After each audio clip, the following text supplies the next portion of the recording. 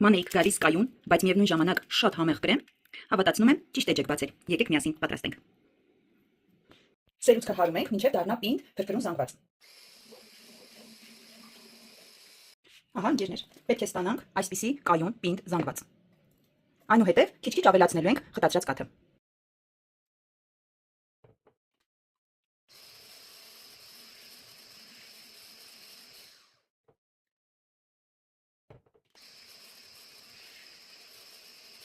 Վերջ, ընկերներ, մեր կայուն կրեմը պատրաստ է, այն կարող եք արդեն տեղափոխել կամ տոպրակի մեջ, որով պատրաստում եք ձևավորել, կամ պարզապես քսել ձեր պատրաստած թխվածքի վրա։ Օգտագործեք, փորձեք, նաև եթե բաղադրատոմսը ձեզ դուր եկավ, կիսվեք ձեր ընկերների հետ։ Ձեզ լավ օր եմ աղթում, կտեսնվենք։